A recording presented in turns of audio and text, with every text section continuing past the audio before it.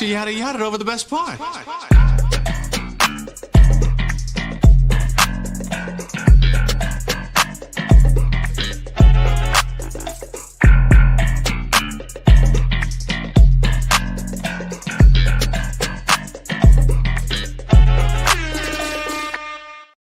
Yeah, ladies and gentlemen, welcome to another Sunday edition of the Yadda Podcast, the world's most dangerous podcast. The kid Joe Cornell in the building, Black Hyphy here, Nelson's here, Sebastian's here, and today, man, we are joined by a special guest who had a huge show last night, tore that bitch down at Westport Bowery. He's the truth, the whole truth, and nothing but the truth, and he's slicker than Diddy's house floors. Ladies and gentlemen, Jooby Truth! Yeah, what's the deal, man? Yeah, how you doing, Jooby? I'm lovely. Tired, but it's a good tired. I'd rather this than anything else. So, yeah, I'm feeling good. Tired because you had a great show last night, right? I did. Exhilarating. 45-minute set, Jooby. 45 minute set. I don't know how many artists in the city right now could do a 45-minute set. Who got a 45 out there? I can count on maybe one hand right now. Comment somebody that got a 45-minute from set from KC. Who else can do it? I know this man right here can. I know a couple. I do too. Like probably about 5. I'll give you a solid 5. Yeah, I think 5 is the right number, honestly. Yeah. Well, no, man, I'm feeling great though. Thank y'all for having me. Thanks for coming through. Lovely Thanks for having us. Yeah, thanks for having us there last night. Thank y'all for pulling up. That was awesome. tight. Listen, man, I gotta start it off by asking you this, right? So one thing I've always noticed about you, and that got pretty much reconfirmed to me last night at the show, is that how strong your support system's always been. Like since I've met you in 2018, 2019. I've noticed that everyone around you always makes sure that they do what they can to make sure they support you and that they put you in a position to win.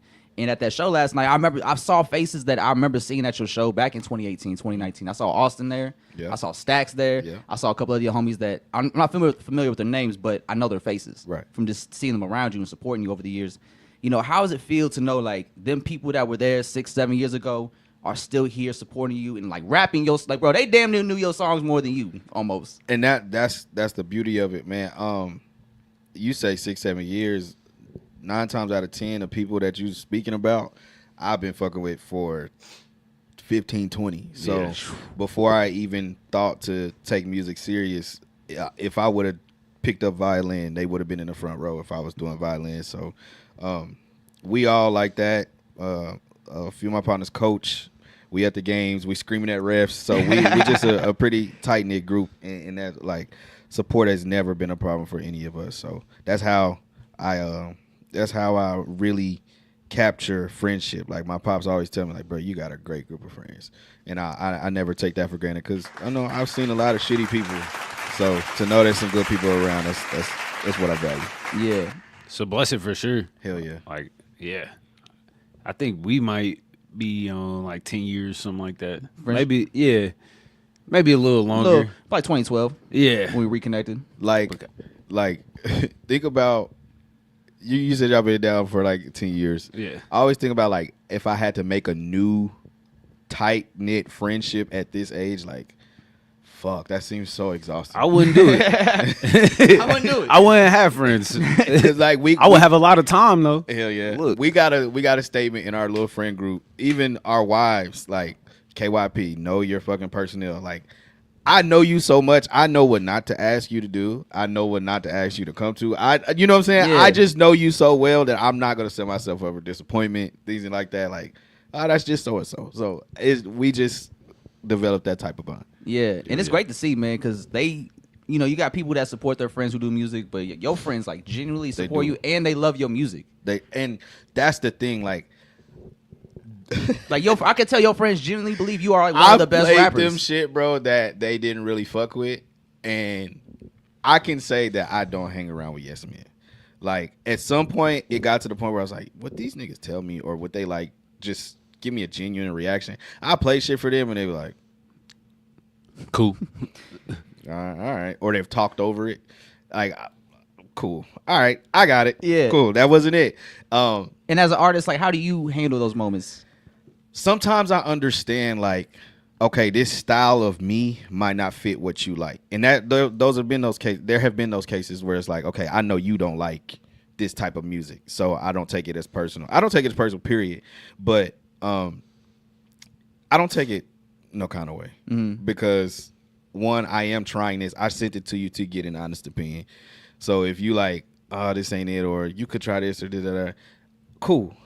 They've never flat out been like, hey, this sucks. But they've been like, oh, it could be better. Not even could be better, but like, I just know they trying not to hurt the sensitive artist in me. Yeah. Like, I can read through it, like, okay, I appreciate it. But then like you get the like, oh no, this nigga, this is the one. But then when they hear that one, you're like, okay. It's when genuine. It's lit, it's up. When it's lit, it's lit. So yeah. Damn. So you are fresh off a show last night, man, and watching you on that stage, man, it just seemed like you are having the most fun you probably had making music like right now. Yeah. It seems like, because you on that stage, man, you were performing this new music from Nothing Is Real. And it's all high energy, like right in your face. It's banging. Came out the gate swinging with the intro, right? Right. Yeah, it's swinging out the gate, man. And that the energy stayed at that high tempo all night, and you maintained that with your performance. Like, it just seemed like you were just having so much fun on that stage, man. Like, how does it feel just being on that stage performing this new music and just seeing everyone react the way they did? I'll be honest, man. A moment of transparency, like especially the route I went as far as releasing it. It's a lot of you test your trust in yourself. You test how you feel about the music. It's some of those moments where it's like, damn, should I have done it like that? And it's a feeling where you like retell yourself or re-show yourself who you are and what you do. I'm a big believer in God. So like, I felt like last night was godly. To me, you know what I'm saying? So it was a good vibe. Great time, being on stage and being able to see like, okay, this is what you had for me. Because I can't even tell you why I went even initially, why I went how I went initially, why I just went me initially. But I feel like Did you on the show last night? Yeah, like that was bold. Like that was a risk, but you really held it down for 45 minutes. Definitely a statement, and I think it was. As a consumer or just someone in the audience, it was kind of a reminder too, because we talk a lot on here just about it not really being that great at that many shows. That is great. A lot of times people still performing over their tracks, don't have performance vocals, or niggas can't even rap they shit for real. So it was a great reminder. So it was personal. Thank you. It was very, very personal. And like I said, it was a godly experience, because it was like, okay, I didn't understand why I was making the decisions I was making until last night. Yeah. Like, you saw the reward of everything. Okay. We onto something. So it was amazing to see like you said, my friends, the people that came, supported, and being able to just be free on stage. That was fun. Like, people like, oh, you didn't rap all your vocals. Like, that is like some of the most fun I could ever have is just rapping. Like, yeah. And seeing somebody rapping that shit back to me. What? Boy, your homies on the left, they was like, come to this side of the stage. Like, come on, we want to rap with you. Like, that shit was so hype. The triplets. Yeah. Yeah, but no, it was an amazing experience, man. I'm glad I did it like that. And I feel like sometimes I rap to my future self. Like, I've always been big on bet on yourself. I've said that in my raps and it's like that, and then being in a position where I'm like, oh shit, I did that and I have to stick to it. It was like, okay, I'm listening to other old shit from back then. It was like, okay, you were talking to you. Like, you weren't even worried about anybody else. You was literally speaking to yourself. And yeah, it's just an amazing thing when you can kind of align with that and see it kind of come to fruition. Like, okay, I was preparing myself for this moment. So yeah. So watch you perform last night, man. Have you always been that comfortable on stage? Because I just saw you.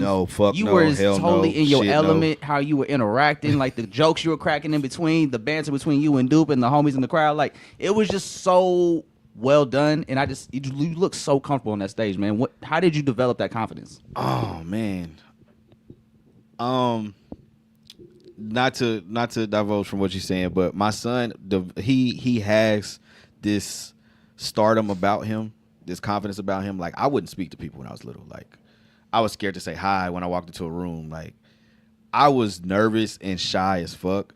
So I don't think it was until I developed like a sense of artistry that I was comfortable with betting on and comfortable with saying like, nah, I really do this shit. Until it wasn't until then where I was like, nah, this, like, I'm comfortable up here now. Yeah. Because my first few performances, it was like, will they like me? And da-da-da. And I would go to certain shows and see people, and it was like, oh, that nigga likes what he does. Like he likes his own music. Yeah. Yeah. And it was like I had to develop a sense of comfort in who, because when I first started rapping, I was like shoot 'em up, bang bang. Like I had no business saying You was some doing of the shit, bro. You was thugging? Bro, just because it was the thing to do. Yeah. You know what I'm saying? It was a thing to do. It was what niggas were saying. Like this is like a few years after the Fat Tone era. Like Okay, yeah. You see what I'm So saying? you was funking for real. Exactly. And I had no ops, no nothing. But but it was just like the thing to do. And I think that's what kept me from being so confident in performing. Like I remember going to talent shows. I started in a like rapping in a group. We was in a talent show and it was supposed to be clean. And shout out Keith. This nigga fucking, we said, hey bro, you have the first bar in this song. And his first word is bitch. Right? His first word is bitch in the song. So we like, hey, practice how you gonna come in. We outside of the shit practicing. He does it so well. We get in there. The first word this nigga says is bitch. It was like, get out. Bro. Bro. And like they didn't stop us, but it was just like, We just lost. we just lost. I said Like no one of those, cussing. like them little meme videos you be doing. Like we haven't bought a ticket to the show yet. And like, But nah, it was just like I didn't feel confident doing that shit because I knew it wasn't me. So now that I'm like speaking from a personal perspective, I really connect with what I'm saying. It made it easier to be comfortable on stage because it's like nobody can pull my card. Just like if anything, I'm pulling my own card because I'm telling you how I feel in this song. So yeah, I think that's where it comes from. and I think you showed a lot more personality on this new project too. Like songs like "Stunning," or like "Do Better," which is a funny song. Like that's a It great. started as a joke. It started as a joke. It was like something I was just messing around with on TikTok to like do little shit too. And then my cousin, shout out Terrell, shout out Bishop, he was like, hey, I hope you have a verse and like a full song to this because I love that. And he's gospel based and like he fuck with the harmonies and all that. So he was like, please do make that a full song. And made a little interlude. Yeah, it was tight, man. I like when you flex the vocals a little bit because you Thank can you. sing a little bit, man. Thank You was you, singing thank you. last night. Appreciate it. Out of nowhere, just hit a little belt, a little note, just a little something. I be doing a little something, but that's my mom in me for sure. Yeah, She's like- a singer. Yes. Shout out mommy. She was in the choir. What? Yeah. It was still. I just seen her sing today. But yeah, she's always kept me like musically inclined. My pop side was more rap and all that. Like he did rap back in the day. But her, it was like I used to hate when she made me do it, but it was I appreciate it now. We'll be in the car and she'd be like, hey, come on, harmonize with me. Like, I don't want to do that Oh, shit. yeah. Like, oh my God. Make sure you weren't Seriously? tone deaf, bro. Low key. That shit is superpower. And now that I seen she did that, I remember those moments and like shit like Do Better comes about. Yeah. So it's like, yeah, okay, that's where those cool. that skill comes in. For sure. Or like if you're doing a live set and you just want to have a little fun with the crowd You know a what little I'm bit. How saying? about this little members classic R&B right here? For sure. Yeah. For sure. So I appreciate her for that. Yeah. And so listen to Nothing's For Real. It's very like, man, it's like your pen is at the top of his game right now. Thank you. And so when you made Nothing Is Real, what was the goal that you wanted to accomplish with this project that you wanted listeners and new fans to take away from it? And by the way, to your question, I believe I am achieving that now. It's just setting myself apart. Yeah. And being taken serious. Like, of course, you have the I knew a nigga that could beat Mike back in the day. Like, Yeah. you know what I'm saying? Like, Bernie Johnson was nice. Wish you could have saw him. Like, I don't want that type of story. Even though, like, if that's not what's in the plans for me, that's not what's in the plans for me. That's cool. But if I don't flex my muscle to do everything I can to be like, no, like, this nigga is one of them ones. He can write with the best of them, not just the best of them in this zip code, not just the best of them in this city, in this metro area. Like, Period. This nigga, period, is one of the best that I've ever heard. Like, that's my goal. So to be taken serious in that light, and I feel like the content, shout out to Nick Ferrari is doing his Thug Thizzle. Like, that was amazing. The content along with The short videos you've been putting out? Yes. The kind of adapt to new age, not music videos, but shorthand content. But that hand in hand with the music, I think is giving me my just due. Yeah. Mm-hmm. I mean, You was doing your shit, bro. I kept telling Joe. I kept at the show like, look, this nigga doing his shit. It's like it almost felt like we were supposed to be there that night. No, definitely. Because you were. So yeah, because the energy was just so perfect from the start. So we walked in, we heard Duke playing. She started playing some Big Crit. Shout out like to some Duke. really like obscure. Like you have to be really tapped in with musical Crit. bag. Yeah, she mixed it in with the Erykah Badu. Yeah, okay, that's what she mixed Yeah, it with. she was doing some crazy shout things out in DJ there. Duke. I love you. I appreciate you. I love how she was like, yeah, I know y'all here to see Jooby Truth. She but you barked know, I'm at DJ niggas too. Duke. She barked at them. She's really on her shit, and she spoke all of this shit up that she's doing like early, and she just manifested it. So I try to follow her footsteps in that because she is a go getter. Yeah. She does not stop short for anything. So I appreciate her. Having somebody like her close in my corner is amazing. Yeah. I mean, it's crazy what you can do with affirmations. Like you were talking about your music and how it's like affirming your future self. Definitely felt that, and definitely felt charged from the music. Yeah. Like it wasn't like you said, a lot of rah-rah or like flexing shit. It was more, I believe in myself. Exactly. I can do it. I am doing I'm it. immaculate. Because Yes. in all honesty, there are moments where you like, okay, shit fucked up right now, or I don't feel the best, and I turn myself on. It's like, okay, that's why I say it's a godly experience, because sometimes I don't even know why I'm saying what I'm saying. Yeah. But it can only come from a higher power of like, okay, you were speaking. I needed you to speak to you in this moment because this moment was coming. That's all. Yeah. Man, that's a skill not a lot of people have, and especially being an artist, you gotta be able to kind of pick yourself up because shit fucked up. Like yo, and niggas don't know how to be in the audience no more. Man, so you gotta be confident in what you doing. And you made sure the audience they were the audience because you were like, hey, get low, y'all. Like everybody got low. I was like, I guess we getting low. And like by the second hook, we was all getting low with you, man. Like that shit was banging. Thank you. No, that's the fun part. And That's the fun part you for make sure. in watching your show last night, you made it fun being someone in the audience. Yeah. Like watching you perform on stage and just how you was engaging with the crowd, like it made it fun for us to be in the audience. Damn. Thank you. Yeah, Thank like it's man. I for real like he was saying earlier. I don't know like how many like great live shows we've seen in the last few years, but like I know last night was definitely one of them. Man, it's been appreciate you. It definitely was hella refreshing because me and River host a open mic every third Thursday at Made Mob. Y'all pull up. Pull up. And that those are beginners, and it's a lot of people that's still finding their way. But god damn it, it's a lot of growing pains. Some of that shit is hard. It's necessary to watch though. through. I don't think I would get the compliments that I get from y'all if I don't get the fucked up shows that I had early. You know what Definitely. I'm saying? It's like a feeling that you never want to feel again. Where like, bro, that's it's kind of similar to what you was talking about with your son in football. Yeah. Where it's like you gotta lose early on. Man. Just so you understand like what the standard is and like how that feels to like lose. And some people walk on stage for the first time and just have it. Yeah. You know what I'm saying? And I don't feel like I was just terrible, but I feel like I said, I couldn't gravitate to what I was doing so much so that I could be so confident in it. So now it's like when I'm so confident in what I'm doing, yeah, I have no choice but to be who I am talking about being. So You believe in your art.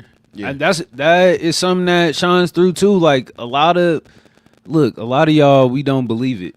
Drop a bomb, Andre. Nah, for real though. Like, but you say that, and if you go to a show and niggas rapping they shit, they won't look at the crowd. They're like, duh, duh, duh.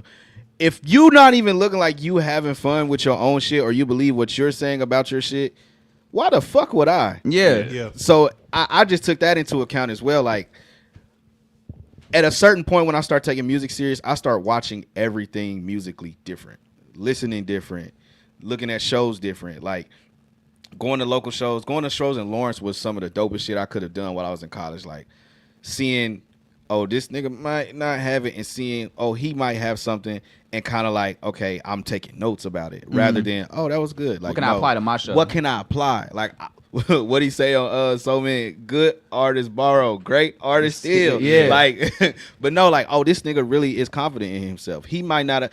There even has been sets that I've watched that may not have been that good, but this nigga still looked solid in himself. Like, okay, if I can walk off stage and feel good about myself, 9 times out of 10, I just had a good show because everybody will feel it. Integrity is a key part of it.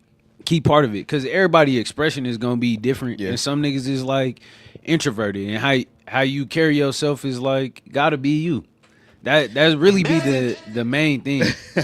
Cause like you a personable person, so like we able to just sit and rap with you, and even if we didn't know you was an artist, even that took time. Even that took time because I explain myself as being, and my wife will tell you, like, I am an outgoing introvert. Yeah. Like, there's times where I don't want to talk to anybody. I don't want to do this. I don't want to do that. But I do have a side of me that is like, I want to get to know people. I want to be personal. I want to have a conversation. Like, I can have a conversation with anybody. Yeah. It's the whether I feel like it or not. If I'm in that mood. Well, exactly. Yeah. But yeah, I appreciate you saying I'm personable because I've had people talk to me, and because of how I rap, like I may rap aggressive or this and that. Like, niggas have flat out told me, like, bro, I thought you was a dick.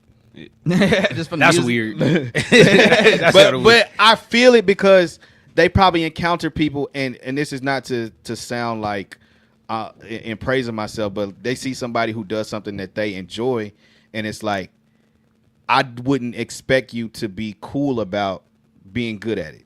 You know what I'm saying? Yeah. I get that. I guess I'm in a space in life where I'm not going for niggas projecting they own shit onto shit. I appreciate it because it's like in contrast, like, oh, I thought you were like this because I think this of you, but to know that you're just a person is cool. Yeah, I feel that. I guess I've had those experiences with meeting artists too, where it's like, damn, bro, you are a dick. You see what I'm saying? Your music is great, but I think I hate you as a person.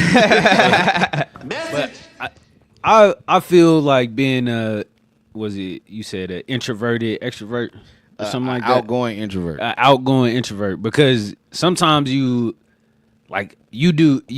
day-to-day life is like you interacting with kids, and you got a big family and a big group of friends, so your battery could get drained easy. Because especially when you have like rich relationships and you trying to give your most to somebody, that could get draining. So I totally get being out and like, I don't want to talk to nobody. I done talked to 30 people today, and it's been all deep ass conversations. Like, I'm tapped on I need the a charger. conversation. Yeah. Needs to Where sit is in a the room charger by at? myself for a little Yeah, bit. but no, I totally agree. For sure. Staying on performances, let's put some of these clips on the screen. Oh, yeah. Yeah, we got the right here. Yeah. Oh, shit. We got a 12-second one, a minute and 20-second one, 2 minute and 20-second ones, actually. Oh yeah, Which I ain't gonna one lie. do you wanna go. You can just do like the minute one first. All right. I was just.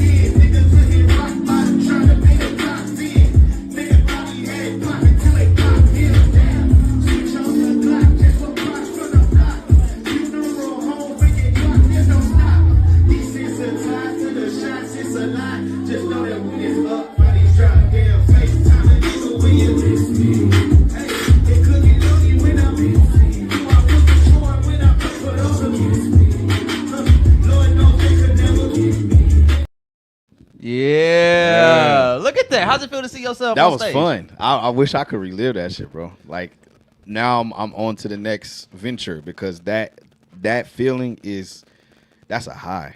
Yeah, You know what I'm especially saying? when you was performing at the level you was performing thank at. you, thank you. But And, that's like, high, bro. You said it was spiritual, and there actually was a moment where I did feel like that. Started crying. I got a little emotional. I ain't gonna lie, I got a little emotional. 'Cause you was talking about, I think it was before all dogs. Yeah. You was like, yeah, just pray for your dogs. Like, really pray for your. For real. Like, For real. like that moment was so powerful. And then like the song itself, like that's probably my favorite song on the project. Thank All you. dogs. Thank you.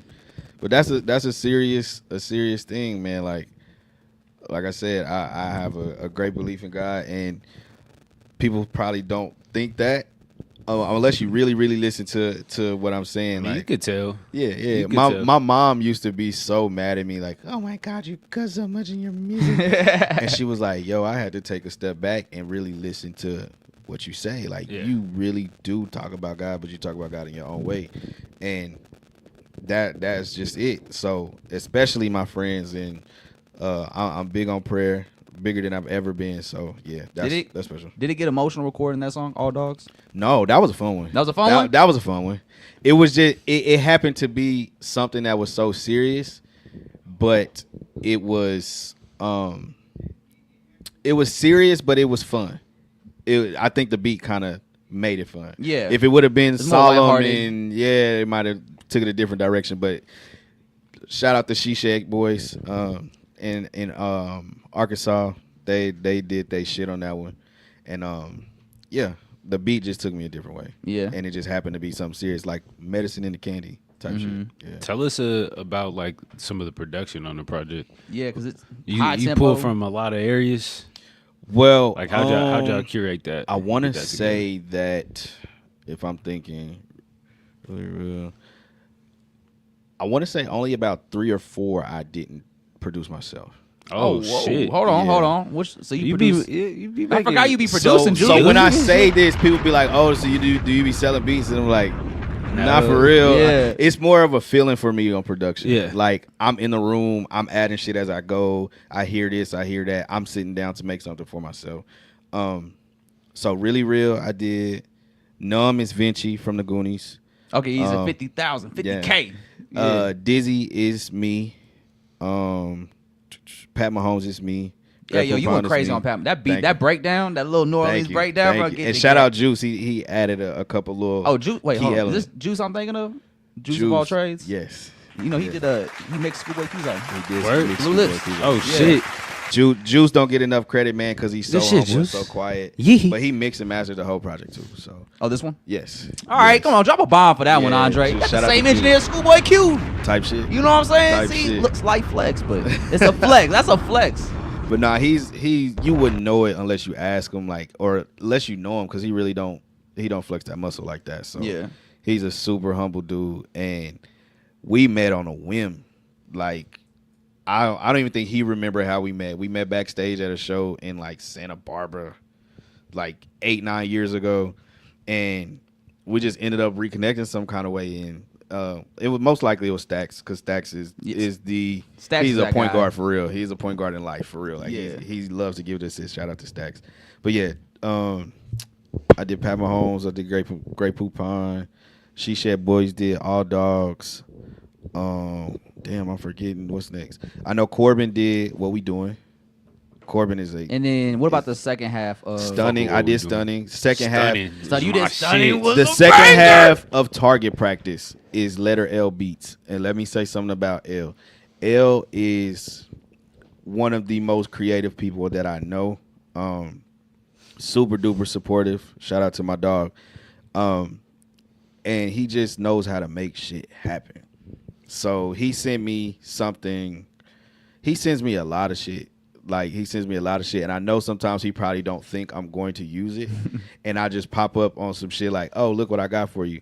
But I just write in pockets. But he's super dope as a person to have in your corner. Like, I fuck with L heavy, man. And he also does the Boom Boom Room writing camps. If anybody want to get into writing, shout out to L. Tap Hit in. L, hit Some of y'all Tasia. need it. If you want to, I'm Some on of that. y'all need it. I'm on y'all head. well, he on that. We not holding back no But more. nah, L did the second half of Target Package to Say No More. Yo, Say No More was crazy. And Code Red did Realest Forever with me and Shay. Code Red and LA the Brother, man. Hey, shout out to the homies, man. Drop a Yeah. bomb for them one time, Andre. We saw them at the show last night. Yeah. They was All right, in let the me building. ask you this real quick side note Gotcha. question. I know you a Wayne fan. That's Yeah, your guy. okay, That's I your am. guy. This And where we actually, it's going. funny because there's a few songs on here where I hear you rapping. I think it was the Raz beat when you hit that pocket at the end of that. I was like, you got a little Wayne cadence Okay, going, a little okay. this in your voice.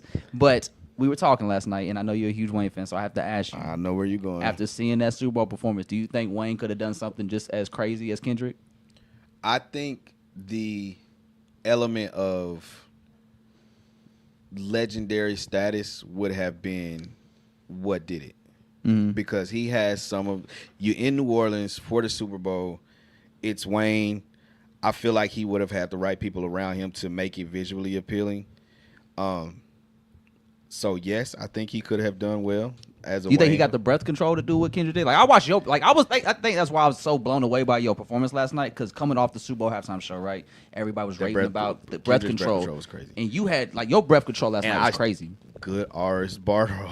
Great artist still. So I peeped how, saying certain words. If I can make it make sense without saying so many words, I'm going to do it. I'm going to keep my breath and not be, you know what I'm saying? Yeah. So I stole on that. But I think Wayne is getting a bad rap online. I've seen Wayne live maybe 3 times, and each time it was flawless.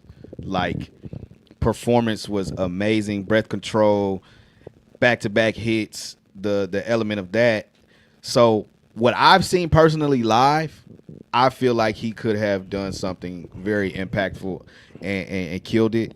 But yeah, that's just me. Yeah. I know a lot of people feel different.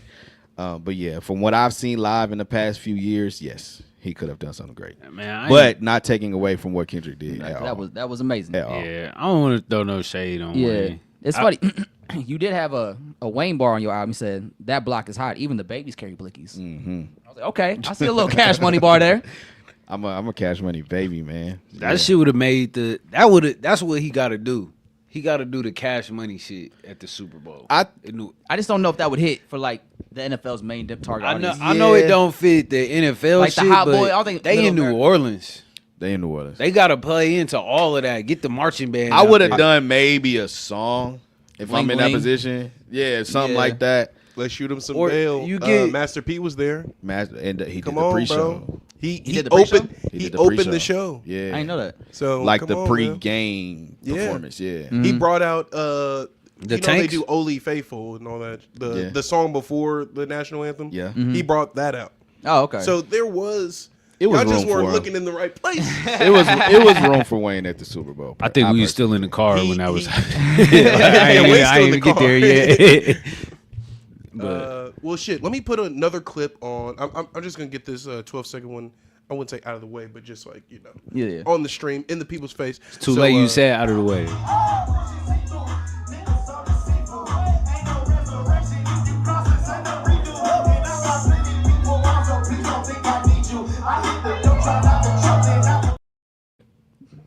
Look at that, man. You see that right there? That's you, man. That was, That was you me. last night on that stage. That was me, man. I need to get back. That was beautiful, man. So, listening to Nothing Is Real, man. It's a very fun album. Was there any songs on here that on that project? Actually, how about this Dizzy, right? Because there was a Right. story you told last night before you did Dizzy. You were like, the song was inspired by because I heard one of my students talking about like how quick they'll take someone's life, Right. And so this song was made about that. So like, how was it writing that song? Like, were you writing that song so kids like your students could hear it and kind of like learn that that's not the way to go?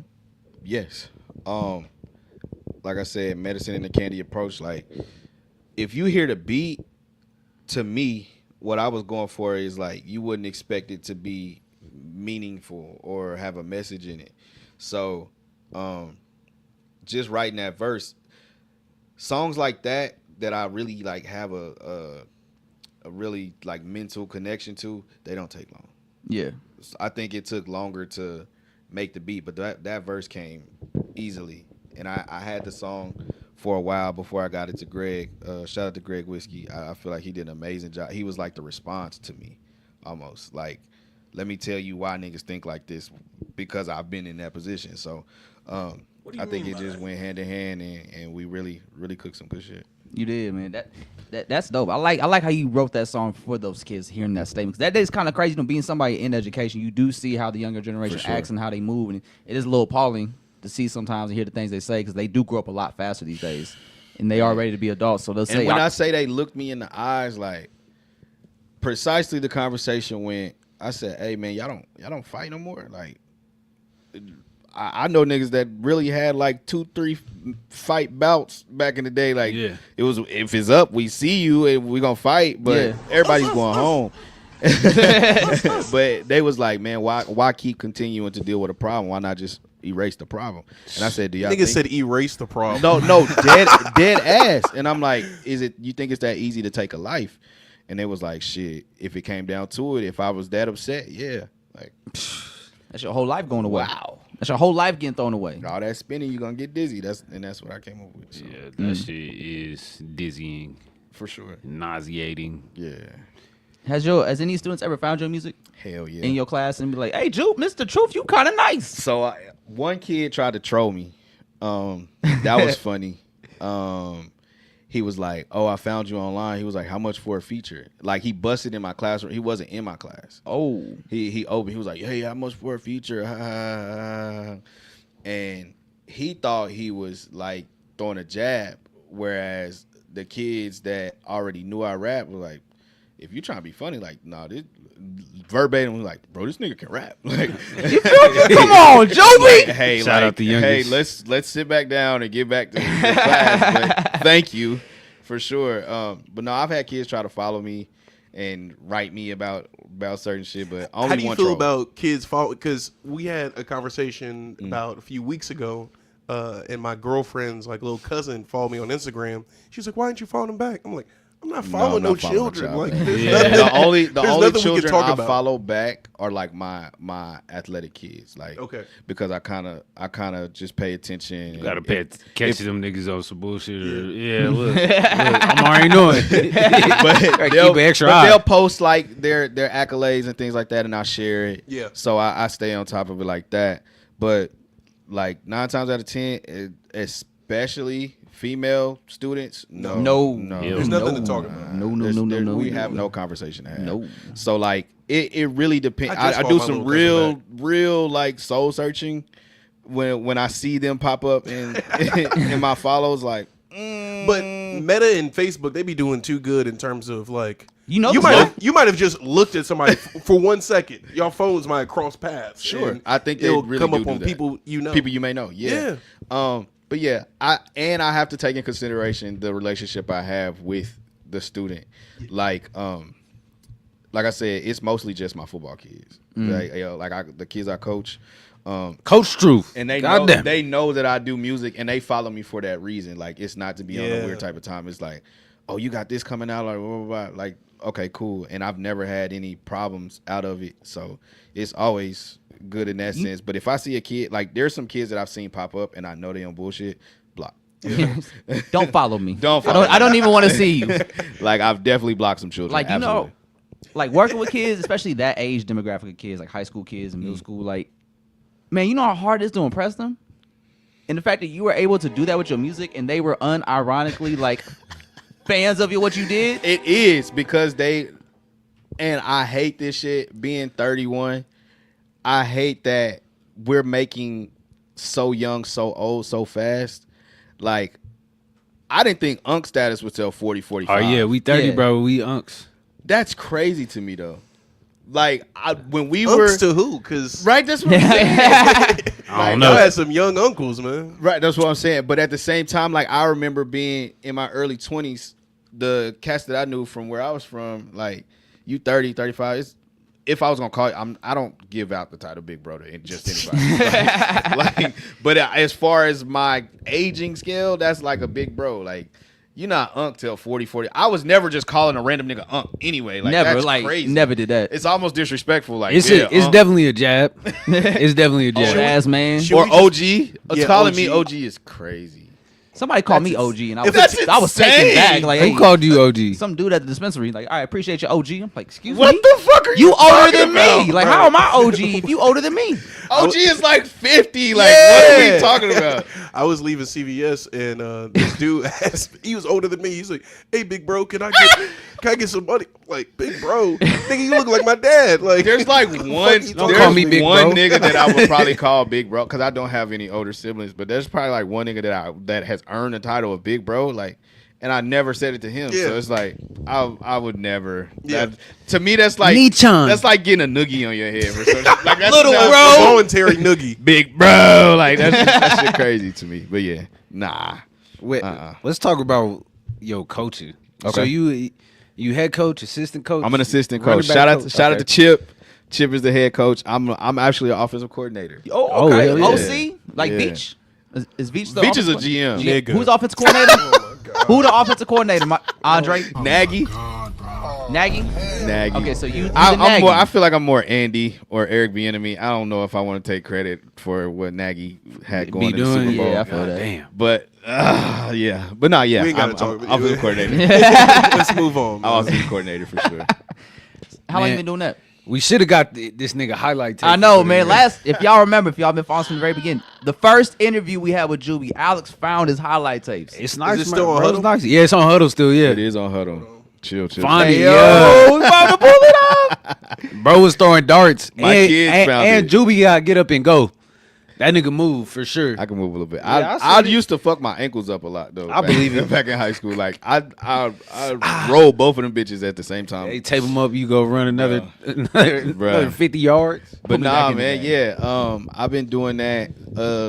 Offensive coordinator for 2 years now. And then we had a head coaching change. Our head coach ended up being an administrator now. Like he's a athletic director. So that's how the position became open. This for a school? Yeah. For Okay. Sumner Academy, the position became open, and we all kind of looked at each other. And Chip, I think it kind of just fit his life the most at the time, and he's done an amazing job. Like, Shout out Coach Chip. shout out Coach Chip. He just stepped into the role.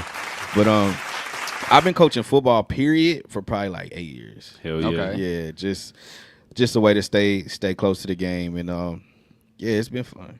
It has its moments. What age? Of course it group are do. you? High school. High school? Okay. Oh, Yeah. oh. Are you, Yeah. like varsity and up or freshman? Varsity. Okay, Varsity, big dogs. yeah, playoffs, all Shit, that. serious, yeah. It's a big deal. It was that the same school you were teaching at? No, which is very, very wild because I was teaching at a school that we played. So, Ain't that our teacher right there?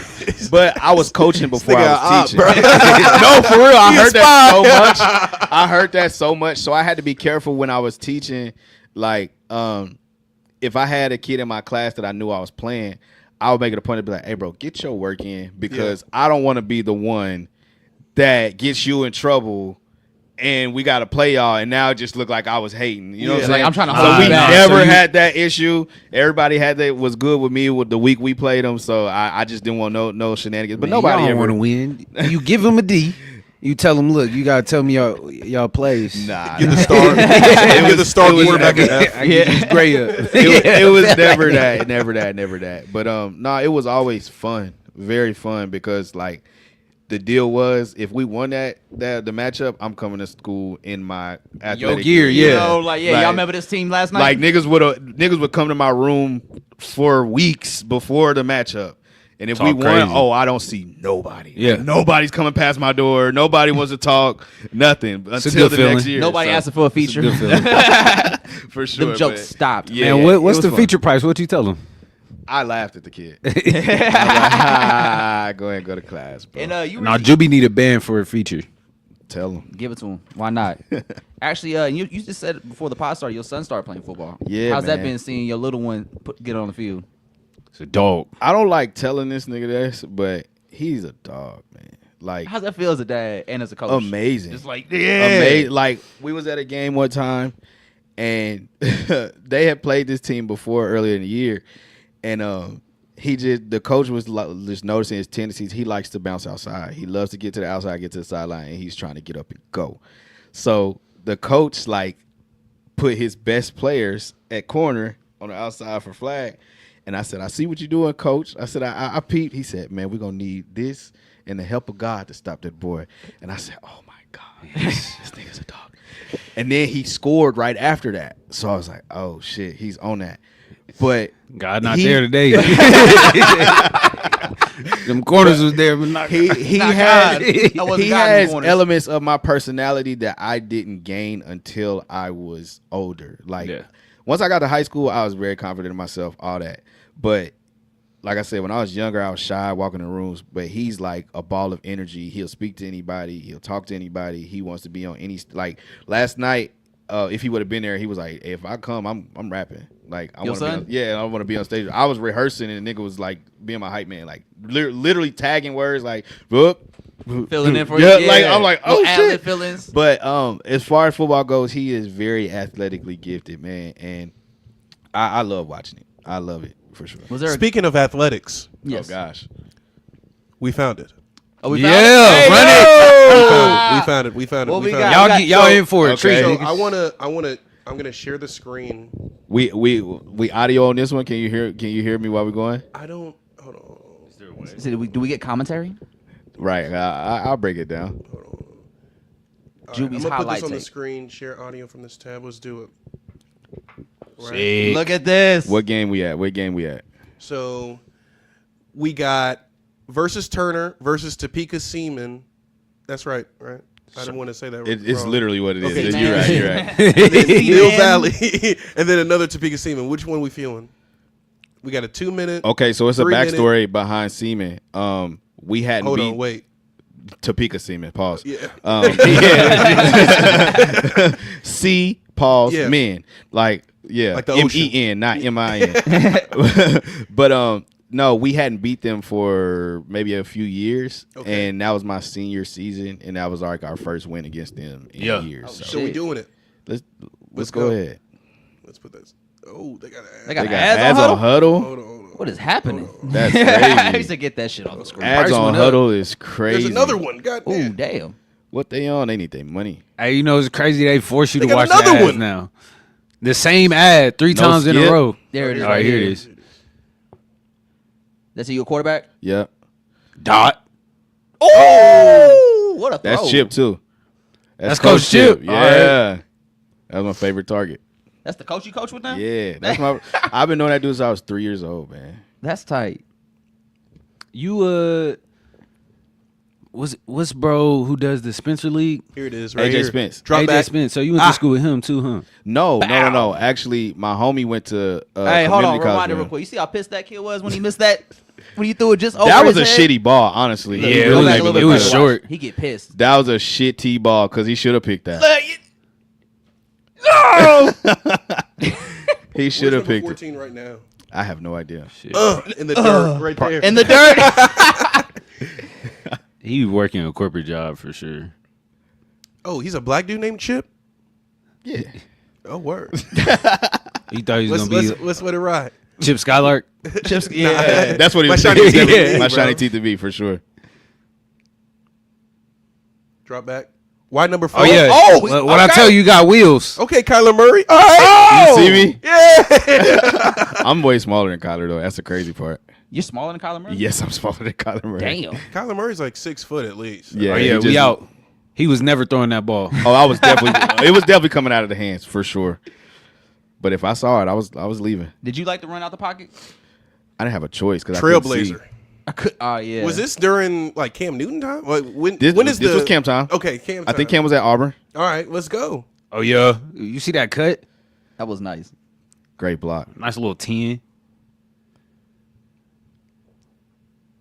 This is crazy. This play right here. No, this is watching this shit. Period. Oh. Yeah. The triple Breaking option. tackles. we did do a triple option. That was crazy. They believed in your legs for sure. Absolutely. Absolutely. Oh, This is definitely supposed to go outside. I just seen a Nope. crease. We needed the first. It was third down. I remember that for sure. This would it take to be great, y'all. Oh yeah, the lights are on. They're bright right now. Second half. Dark. now Jooby, is it therapy or mood? No, it's not mood. It's therapy where you're talking about the coach was a bitch. Yeah, he was a bitch ass nigga. So what? This coach. What was he doing on the This coach. sideline that made him a bitch? Or away from the game. Is this my? I can't remember. This might have been my junior year. That's him right there too. This one right The here? pointing. Yeah, he's a bitch. But Still to this day, ain't forgetting. Where was he at? Hold on. Okay.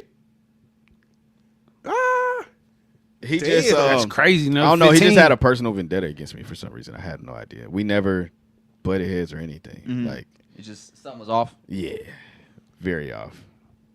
Damn it, we got a black quarterback. Give him the ball. Shout out to him though. God bless him. What was the score? Final score of this game? I think we ended up winning by a touchdown or something. Oh, it was a close one. Yeah. Looked, Where'd he go, Jooby? Where'd he go? So run that back. Run that back one more time. Where'd he go? My nigga Jooby had. Look, he was crawling on the ground. that I little remember hezzy- much more passing in this game. That little Yeah, hezzy. like- Look. All right, it's almost over. We got about a minute left. It's like you was like 100 yards on the ground and in the air too, huh? I remember more passing in this game. That's why I was trying to get to it, but I wasn't bidding the allegations, and we had to keep the. You see me? I had to keep it going out of bounds. We had to keep the clock going. Yeah. Yeah. Smart. That's tight, man. Thank you, man. Appreciate it. Multi-talented man. Trying, He man. was an athlete back in the day. Now he's an artist, Yeah. rapping with the best of them, Thank you. performing to the highest. Arguably, levels. was an artist back then. Look, Man, you see them feet? Come on, man. The hezzy. Poetry in motion. Number 28 dirt. And just You had. I saw there was two people in that highlight tape that were just pissed off because they missed you. Yeah. by That shit make you by that angry much. all game. Like after 2 plays like that, you like fuck this nigga. I hate this. It's personal now. finna run through Definitely. him. Yeah. So something I was really excited to talk to you about today, Jooby, was that now people that have been following you, they probably been knowing this, but for those who don't know, something that's really cool about you as an artist and that you've been a part of the last few years is you've been doing writing camps in Atlanta at the Stankonia Studios, For sure. which is the famous Outcast Studios. I think they even did they do Rhythm and Flow there. They past did? year? I believe Oh, so. shit. Yeah, they did some recording there for the. Yeah, so Hell you've been yeah. in there. Yes. So how long you been doing that, and how has that helped you as an artist today? I want to say it's going on 2 or 3 years now, and I'll say that's where I met Greg at, who's on Dizzy. I compared it to going to like if I hoop or something. Yeah, I might bust my friend's ass. I might do this and that, but are you really good when you go to nationals or you know what I'm saying with talent from other places? So being in rooms with people literally from all over the country and sometimes all over the world. Like I worked with a producer from France, one from I want to say she was from Switzerland, but like At the studio? Yeah. Okay. How is their work ethic different from being from other places? Or what have you noticed, like interacting with so many, passport? I will say, especially international, they have a sense of work as far as music goes. I'm not just saying personality, but they want it. Yeah. Like, and there's not too much they're not willing to do. And like I worked the producer from France, he was like, I got this style of beat, I got this style of beat, I got this style of beat, I got this style of beat. He was like, take your pick. And I'm like, what do you like to do? What's your main? He was like, I do it all. He was like, because I want as many opportunities as I can get. Whereas sometimes you'll work with somebody from here and it's like, man, my favorites is this, so this is what I'm gonna push. And you do have producers that are, multifaceted and do different types of styles of shit. But that's what I see as far as international. Like the girl producer that I worked with I know she's from Europe, but I think you said Switzerland at first. something like that. But I know she was on the same type of wave, and she was just like engulfed in music, especially hip hop. Excuse me. But I will say that just being around people from different areas and seeing them just want to excel, and it's like it's collaboration, but at the same time, it's like I'm trying to show that I really do this shit. And you see, like I've seen people go to the writing camps and excel, and I've seen people go to the writing camps and they can't keep up with the competitive nature of it because, like I said, it's competitive, but it's collaborative as well. So you need thick skin in that environment. Yeah, because like the people that run the camps, they will kind of assess you in a way like, hey, because it's just hooks. It's for what I it's do. critiques and whatnot. Yes. Like, what is the structure of the camp? So you walk in, they pair you with. So say I come in as a writer, right? Yep. They pair me and maybe another couple writers with the producer, and initially you're supposed to work with the producer you get paired with. But let's say Joe is another producer. My fault. Joe is another producer, and we think we can make something we can cook up. So I might have written 6-7 hooks in a matter of an hour, where this person might be struggling to write it. So, or I might get some hooks and take it to who I need to take it to be able to lay it down, and they're like, oh, those are all fire. Let's get you in there as soon as possible. But then somebody else might go and be like, oh man, just tweak this or that, or maybe we could think about this. And now they've added the element of briefing. So you're trying to get synced at these places. You're trying to get this on a video game. You're trying to get this in a movie. I was about to ask. You know what I'm saying? For the layman, what does syncing mean? So syncing, just getting something placed on, like I said, a video game, License and whatnot. Licensed, and you get paid for using what you got, as well as these are also being shopped to artists as well that maybe they'll like the hook and they want to keep it. They may relay it. They may keep you on it. Yeah. So it's a lot of different elements, and like I was telling Joe earlier, it's just throwing your name in the hat as much as you can. So the more you create in those spaces, the more chances you have of making a living from it. Do they invite you to those spaces? Yes. So you have to be invited to come to the yeah, so you can apply for it, and then like you said, you're invited to those spaces. Yeah. Okay. So how did you feel when you went to the first writing session? I was nervous as shit. Was there a moment where you were like, damn, is this like for me? I wouldn't say that. It was more so like, this is for me, so I have to be good at this shit. Okay, I have to make this work, and that's more so what it was. And I told you that's where I met Greg at, and Greg is a monster. Greg is he's like a hovering presence in a writing sense. Like, he'll hear a beat, and so it's different rooms. He'll hear a beat, and he like, you got something to that? Oh shit, because I got, you know what I'm saying? Like, yeah, I'm ready. Yeah, I'm ready now. You know what I'm saying? And I loved working in that environment with somebody like him, because it makes you be like, you know what? It's either shit or get off the pot. And he's a creative person, and there were creative people like him. Like, it's rooms full of people like that just want to be there and make music and make a living off this however they can. So in my sense, competitive nature, I'm like, I'm not about to be the one sitting, looking crazy when it's time to go record something. I want to be at. I got something too, and we had a real dope experience, and I think I posted it when I met him the first one, and we kind of clicked. We was cool, but the second one we went head to head with each other. Like, we was just rapping back and forth. Like, we were supposed to be writing hooks, but we were just rapping back and forth, and we just gained each other. Like, I say probably 20 minutes of literally just going back and forth rapping, and he was like, we kind of looked at each other like, all right. Yeah, you really got it. And that's how Dizzy came along. But yeah, just being in those spaces and seeing how being with the right people can put you, like, even if something don't get placed. I've worked with producers on my own personal music, like L that runs the camp. Like I said, he'll just send me something like, hey, see what you can do with this. So I fuck with the whole experience. I've gained a lot from it. How was that first moment when you wrote a hook or you wrote a verse at the writing camp and everyone was just like blown away, like, yo, like, what was that moment like for you as somebody from not from Atlanta and out of town? It was dope because, like I said, I'm testing my skills. I'm not just playing around the corner no more. I'm on in an away game. You know what I'm saying?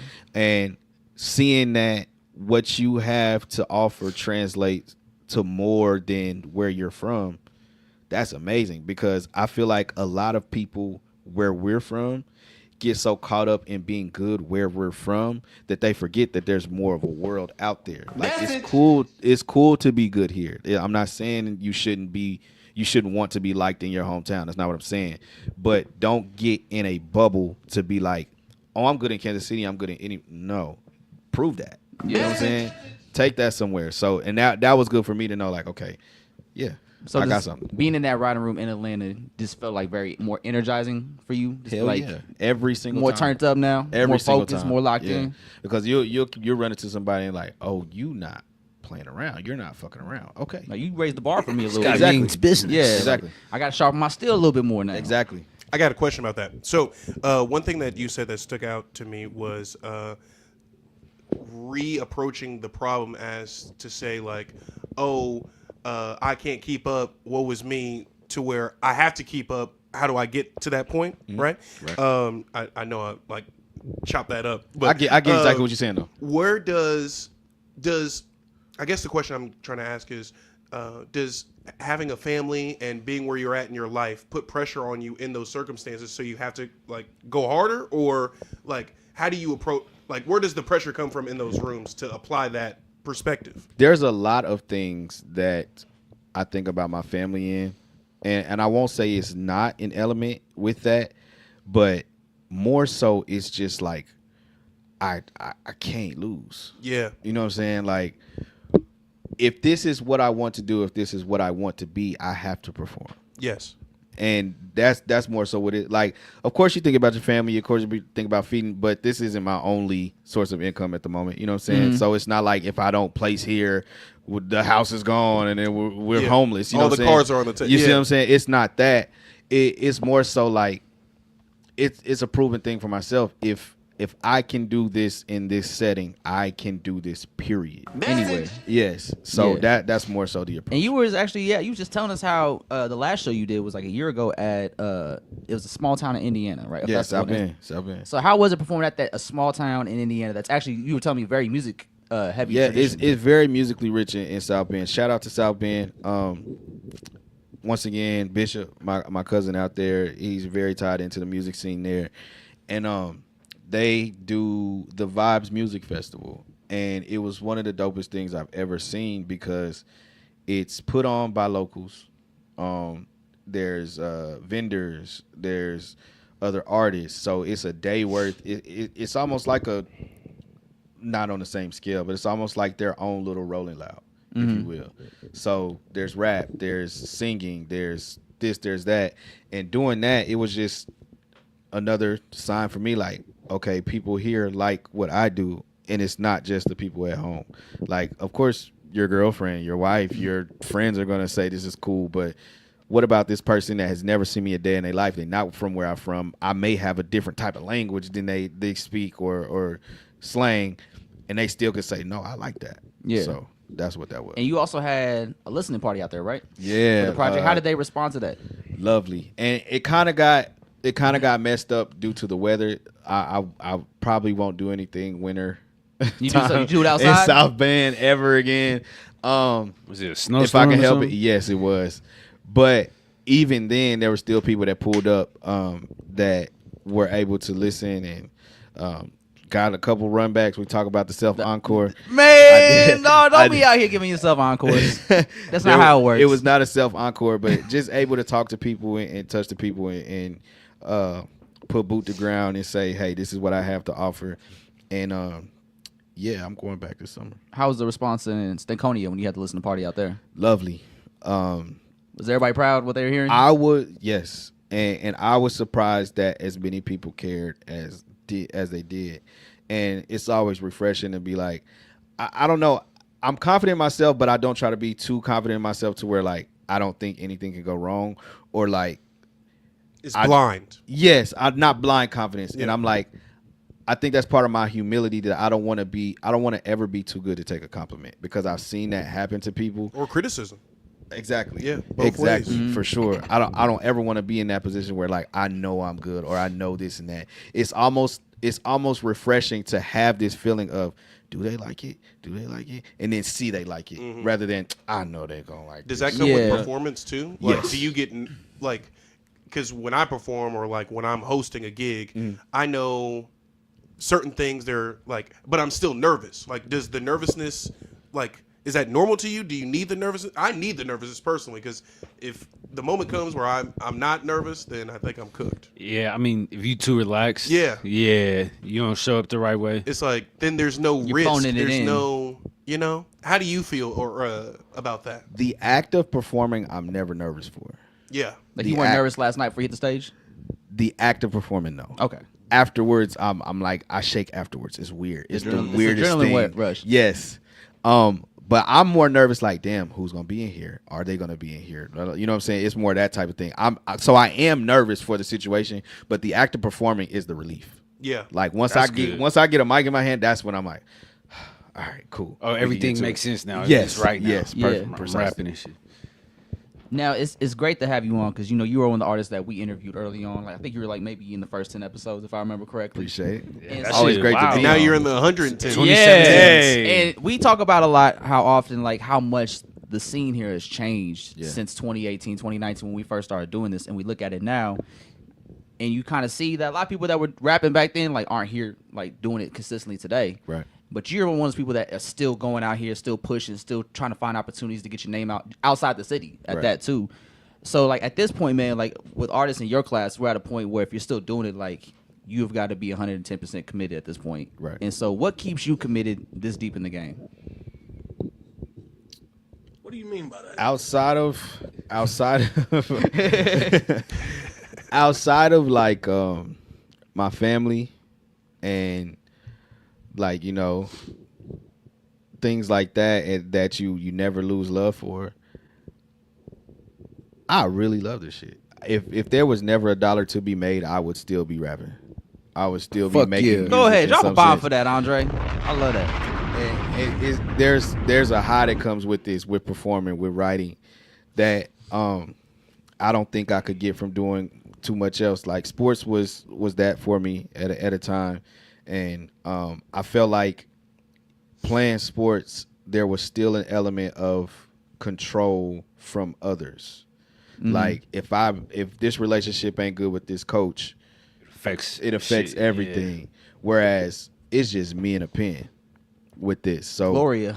Yeah, literally, it's just me and a pen at this point. So seeing that and being able to have a release at all times, like I don't know where I would be mentally sometimes if I wasn't able to portray my thoughts through music, because it's a creative outlet. I'm so caught up in making this sound good.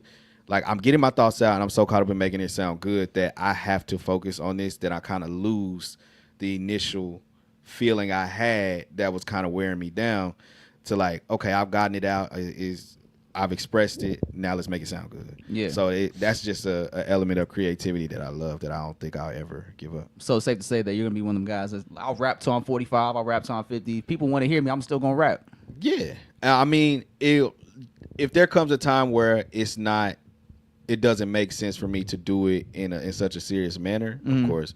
But you going to see me with a margarita at 45, Uncle Jew, kick something. Put the beat on, nigga. Like, fuck you talking about, man? Put that beat on. I would never not make music. Like, the goal is to make it my main source of income. The goal is to be serious. The goal is to be an artist full time. But if that's not what God has for me, that's not what God has for me. But I'm not even gonna say that, because something is in the works. I've been noticing lately, like everything, especially with music, man, it never happens when you want it to happen. Or when you feel like you're ready for it. Exactly. It just happens when you actually are ready for it. And it may not be right now. It may not be a year from now. It may be 3 years from now.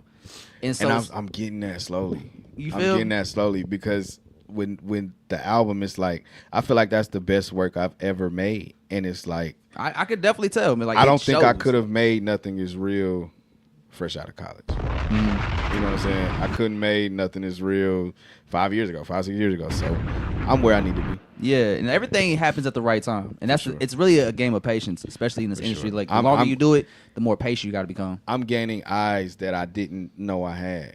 Yeah. So to see that the attention is picking up and the traffic is picking up on my pages and things like that, it's like, okay. And cool. It's funny 'cause I've been following you kind of from the beginning, like 2018 and whatnot. And I remember like through over the last 6-7 years, there's always been moments you've had where you get a big look, you get a big opportunity. Like I remember you got the J-Rock opening, for sure, and he followed you back, he fucked with you. I still comment on this shit every now and then. He'll say something back every now and then if he ain't, you know what I'm saying, too busy. But he's a funny dude, because I say, hey bro, we kind of look alike. Like, you sure we not we not cousins or something? And he was like, he said, you a smart man. Because look, I said, what's up on the family feature price? And he's like, that's what he said. He's like, yeah, you a smart man. He just laughed. But nah, yeah. And then like you was on the BET show or BET competition that you got pretty far in. Yeah. And I watched that live stream because that was during COVID, wasn't it? It was during COVID. Yeah. That's why we had the shoot phone. Because otherwise I would have been in Hollywood for that shit. Yeah. That shit sucked, but it was one of the best things that happened to me. But at the same time, I wish COVID wouldn't have been a thing, because I feel like it could have been an even bigger opportunity, but it still was a big opportunity. Yeah. And then did you also do like one of them classroom yeah, I did Back of the Class. Back of the Class, yeah. How was that? That was dope. Everybody that was involved was dope. Yeah, that was a fun experience. That you know, just through the relationships of doing like writing camps and stuff. Shout out. That was in L. Atlanta too, right? He set that up. No, it was in Illinois. Illinois, okay. Urbana. Yeah, it was at the University of Illinois. Letter L Beats. He's also a professor. Wow. Yeah, so he runs and does things like that. These educated rap niggas and music makers. I love it. Yeah, So like just talking about like these little accomplishments you've had over the last 5-6 years, man. It's just like there's been progress being made, even if it's just like little steps. But like now we're at a point now where your skill set's at the highest it's ever been. Like you're performing at a high level, and you're getting looks that you said you never knew you had. So it's like everything is slowly coming together. It's like there's a lot of small wins that eventually will lead to a big win. and that's why I had to watch my mouth when I said if that's not what God has for me, because I know what God has for me. It's just I feel like He's prepared everything in a sense to be like, okay, now you ready.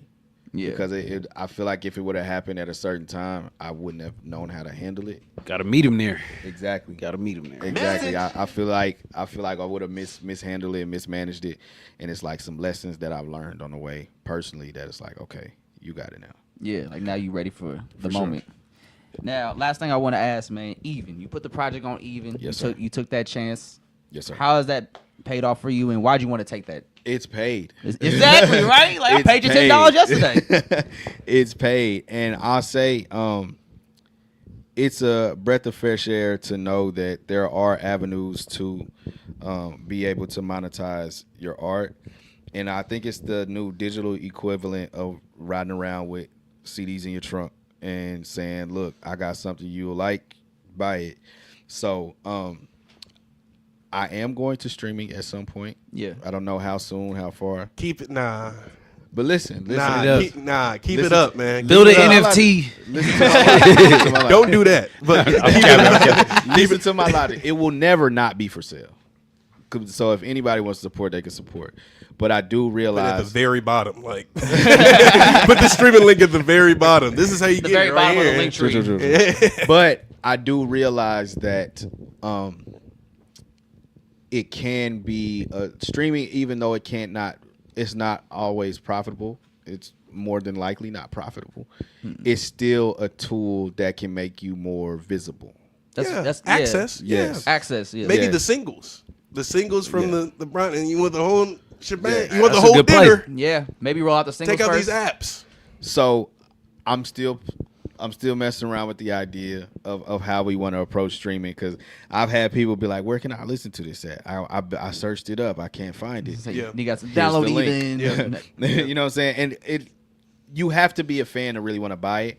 But I think decisions like this that's who that's for. Yeah, for People sure, for the like fan. Genuinely fans. And I also don't want to close out the idea of new fans. Yeah. Because if I'm a new fan, I'm not always going to spend money on you up front, right? Yeah. And I understand that. I'm speaking from a consumer standpoint, because I bought albums off Even, and it was from people that I knew.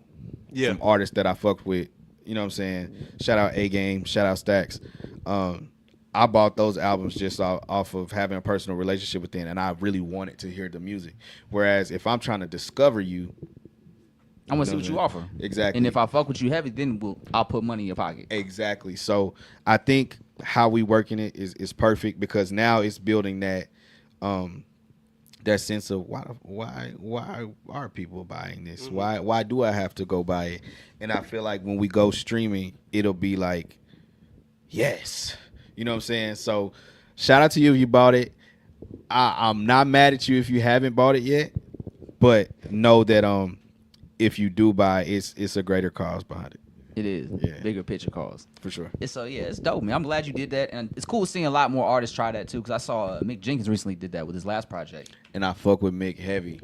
That's one of my sleeper lyricists. Like, he be talking. He do. His pen's nice. He talks. His pen's nice. So yeah, shout out to Mick Jenkins. That's one of my dream features. I would say, sure. Yeah, I could see y'all on the track together. Cause we had, was it J-Wop that had Mick Jenkins? Yeah, J-Wop got a Mick Jenkins feature. Yeah. Or was featured on a Mick Jenkins song, one of those. Okay. He was on his project, Mick Jenkins was on J-Wop's project. Okay, yep. Yeah. We do have another clip from last night. I think this is the Not a Stain on Me freestyle I got. Okay, let's check it out. Man, cream, that damn thing, no, Tesla. I don't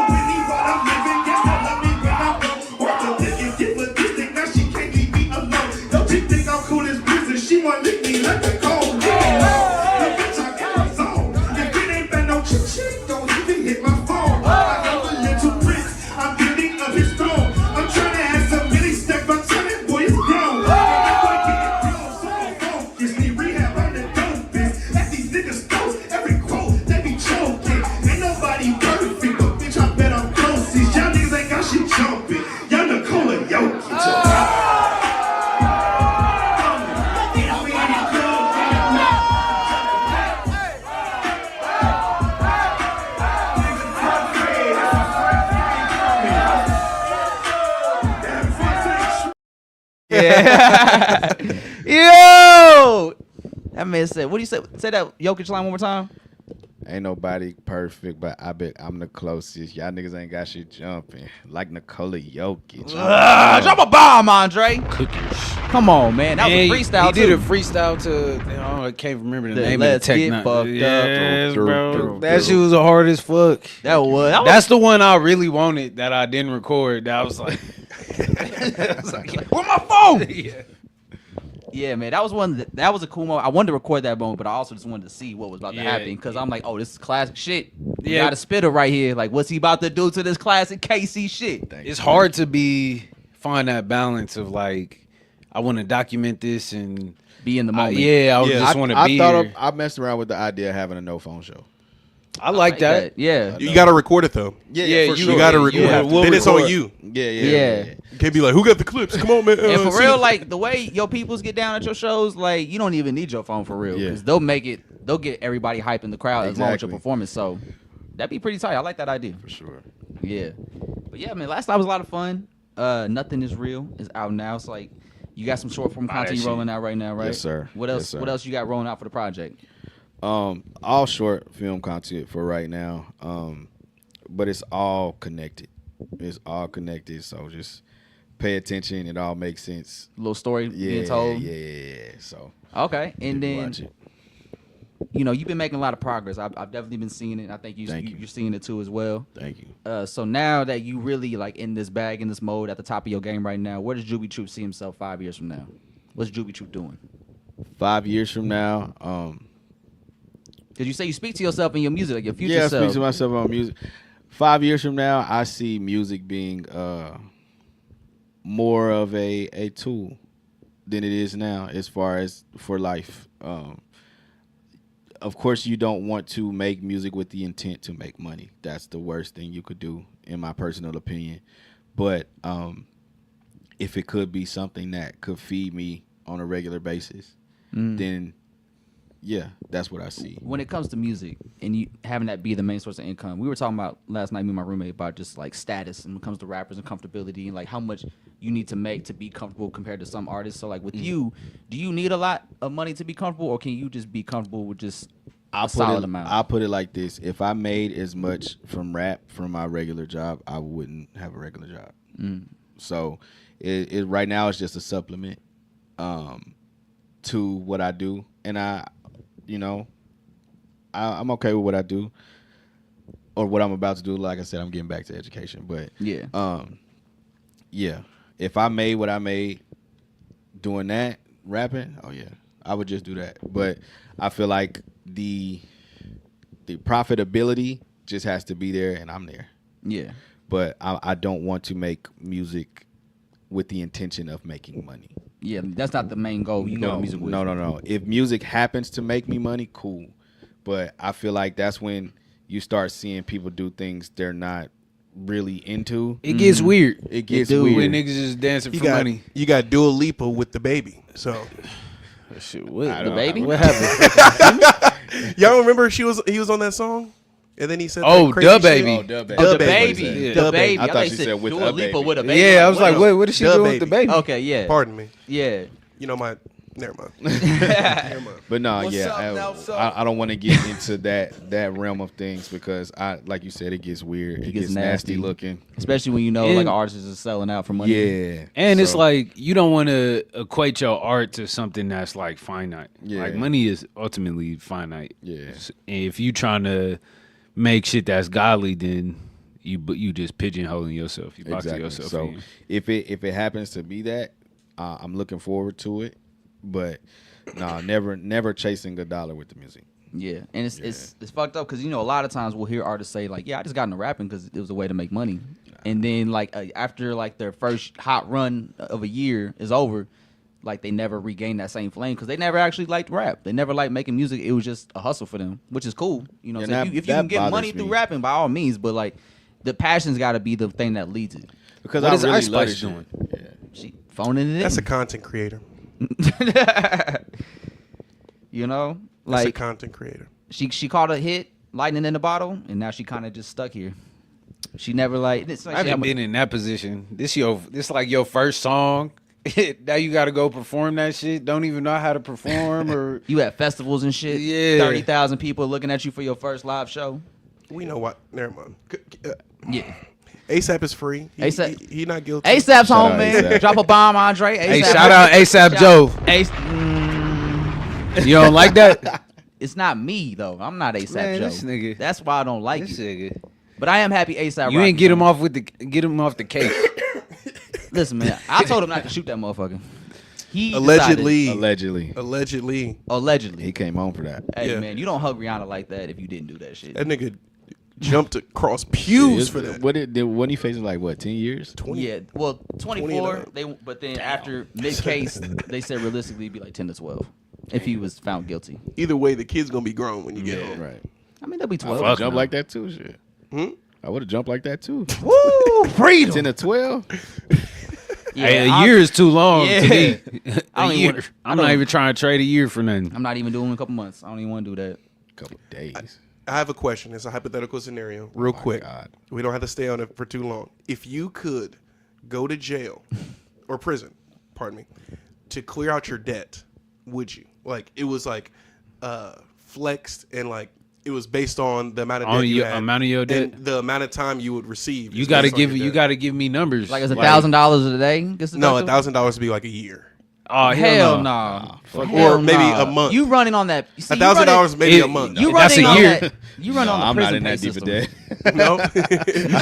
No, no, but say like you got like 30K. Would you take No, 3 years? no. I'll do it. Maybe $1,000 a day. I might do that. Nah, $1,000 a day. This Hey, at a Yes, certain motherfucker, I'm, nigga raising rich. I'm going to jail. Raise the fucking bar. Like, raise the standards, Andre. I'm not going to jail for fucking. Hey, Bro, I ain't gonna lie, look, niggas, look, niggas doing 10 for less. literally Niggas in doing 10 fast. California, they were prisoners was putting out fires, bro, for free. That is crazy. Yeah, Had them suiting up. they call them private. Yeah, private fire. private contract. No, Yeah. I'm betting on myself. I'm gonna pay y'all eventually. But it's not like you went to Eventually. prison. Yeah, for, like I ain't. it's like it'd be like the first charge mean, on a record. I mean, that regular wouldn't be bad. It'd be like, yeah, I'm just trying to clean my shit up. I'm still in prison, man. Yeah, prison. No, they gonna try your ass. Look, This some the of, dead nigga- the some of first y'all nigga gonna to go in to there prison. for Yeah, 3 it's years crazy. and come back and not be able to function in life. Nigga didn't even do nothing. Yeah, Just made poor financial decisions. they beat the shit out of that nigga. That nigga is wild. I'm just trying to clear some debt. Who's Imagine that? going to That protected custody just because you went to art school or something. Yeah. Yeah, nah. Nah, I'm Our not school, doing that shit probably We'll just not cut that accredited out. no more You know, anyway. hey, come on, man. What's up now, so? Hey, oh my bad, art major. my bad. I mean, you went to a good school. Yeah, it was all right. They got their accreditation still, It right? sounds more impressive than it is, like because it has an and, like the Minneapolis College of Art and Design. Oh, it's like okay, all right, that's hella words right there. Hey, word. Sounded cool, get Yeah, it you sound pretty cool. far. I don't even know where art, Minneapolis art is. world. That's- Sound as hell. good. Made Sound up like it's city. European. Sound like Metropolis. Metropolis. But ASAP, do we want to stay on that or? What? I mean, no, he's home. Yeah, He's free. there's Is nothing he gonna much to is talk he gonna about. give us an album? That's all I care about. Yeah. ASAP giving us an album. If not, if he gonna do the fashion shit, like it's cool. I'm This is happy a he's crazy home. rollout. If this is what it took to get music. Don't be dumb. Nah, man, this ruined the rollout. What? Definitely ruined the It's too rollout. much a gap. I don't think so. I mean, I don't know. Well, yeah, how do you People feel love about drama. Is this He's the about perfect to rap rollout? about this shit. I mean, the Well, he album's got to. been done. I'm saying he okay. got to do a whole new album now. Think so? Travis You Scott think- released. You think he was already Travis rapping Scott- about his case? Nah, he was not rapping about that case. Yeah, he was on a different time. Yeah, I mean, this album been done for like 4 or 5 I get years what you mean, I now. get So what you Because he put out what he put out so far? Riot, Riot, Hijack, Hijack, the song with J. Taylor Cole. Swift. The Swift. J Cole shit fire, and the Taylor Swift. That's a good single. Taylor It's a Swift is good good. bop. Yeah, But I mean, I guess it don't really ruin it. It kind of add to the ASAP lure. I'm excited to see how Thug responds to being home and how all the parameters of him. Did he have internet in there? I feel like he don't know what the temperature is outside. And he just He's keeps still making these like subtle but not subtle tweets. I'm just like, about what like who has this nigga phone? just about his girl and shit. No, about Drake being number one. Oh, that. Come on, man. Come That's his on. man's. Yeah, I just want to see Thug drop an album. niggas. Look, how niggas it's go where gonna be niggas different. go where It the is money gonna is be at. different. He need a I'm on the run type EP because that EP was That great. EP was he didn't crazy. really talk. Had High by Elton John on it. Yeah, He wasn't on the run. He was just had a arrest warrant. That nigga was on the run. it's on Still. a warrant. A warrant for his arrest. It is wasn't on even the for, run. It wasn't I feel even like for a there's gonna be crazy a lot charge. of party shit. Huh? I feel like it's gonna be a lot of party shit. Man, I don't want no party shit. Summertime. I want. Just link up with Calvin Harris again. I don't want another Calvin Harris out. I guess that's gonna put money in his pocket the fastest. don't need that shit. But I don't know. I guess I don't even know what I would want to hear from Thug. Summer. Honestly, I need the summer. I need another Good Times or something. Good times. Yeah. What? Jamie XX. I know there's gonna be good times. Oh, I know. I hate there's that gonna song, be actually. good times. You y'all hate listen that to the song? Cole song. I haven't heard it yet. The no, Clouds. I haven't I've heard good it yet. things about Do it, you but I like haven't it? heard yet. I mean, it was cool. He was barring out. Yeah. I think I'm kind of my Kendrick has fucked my brain up a little bit to where I'm not giving things they like just. You being a Just Chiefs do. fan and a Kendrick fan at the same time, has this fucked up GNX for you? Because every time I, like... Nah, not no, for real. GNX, It's a slight standalone. to me. It's a slight. I'm They like... got built to ass, and I separated the two. Yeah, like it's easy to be like, oh, we got beat because them niggas had the #1 defense. I will We say, had a horrible offensive line. watching that wasn't as joyous though. I was the only one standing up What, in my watching the apartment. halftime? Yeah, I was watching halftime. It was like It definitely was stale. Of like it done been quiet I in was the whole hyped. house. Everybody done got up, started walking around. Old girl talking about they should run the ball, Yeah. get a first down. I'm Don't like, you we hate can't. watching sports with people? Yes, that don't bro. pay I'm like, attention to we shit? can't run the ball. We can't even snap the ball. Damn near, goddamn. I got about 4 motherfuckers that I'll never watch a Chiefs game with I feel again. that. There's only a certain few people that I will watch Chiefs games with. Like, But for the most part, you like to watch them by yourself. not by my. Well, I do watch them by myself, or like with my wife and my son. But I just don't like watching in big groups because there's too much of a chance that I'm gonna be annoyed at the motherfuckers in the group. I don't like niggas laughing when we losing.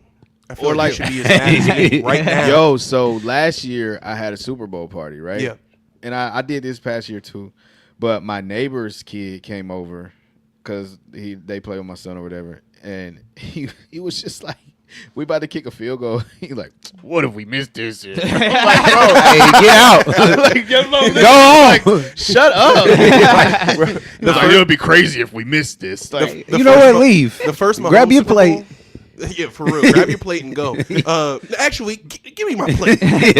No, the first Mahomes Super Bowl, I remember this guy was over our place. I was living in Minneapolis at the time. This guy was over at our party, and he was on FaceTime the whole fucking game, bro.